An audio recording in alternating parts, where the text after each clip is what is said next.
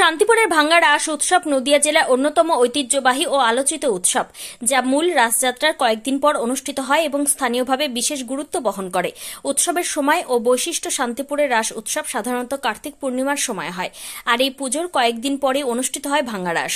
2025 সালের ভাঙ্গা রাস উৎসব 7 নভেম্বর শুক্রবারে অনুষ্ঠিত হচ্ছে। ভাঙ্গা রাস উৎসবের মূল আকর্ষণ হল বিগ্রহ নিয়ে শোভাযাত্রা, বিশাল আলোর উৎসব ও হাজারো দর্শনার্থীর সমাগম। ইতিহাস ও মাহাত্ম্য শান্তিপুরের রাসের সূচনা প্রায় 500 বছর আগে অদ্বৈত আচার্যের হাতে হয়েছিল বলে স্থানীয় জনশ্রুতি আছে। ভাঙ্গা রাস পৌরাণিক কাহিনী, বর্ণচ্ছটা ও রীতিনীতি মেনেই পালন করা হয়, যেখানে বিখ্যাত রাই রাজা আচার এখনও বিরাজমান। এই উৎসবের রীতি ও ধারাক্রম কেবল শান্তিপুরেই বিশেষভাবে পালন করা হয়। প্রধান আকর্ষণ সমূহ বিগ্রহের দোলাযাত্রা ও শহর পরিক্রমা। রায় রাজা অনুষ্ঠান, যেখানে 12 বছরের নিচে ব্রাহ্মণ কন্যাকে নিরামিষ আহারে সাজিয়ে বসানো হয় বিগ্রহের সামনে। শোভাযাত্রাতে আলোকসজ্জা, মেলার পরিবেশ ও সাংস্কৃতিক অনুষ্ঠান।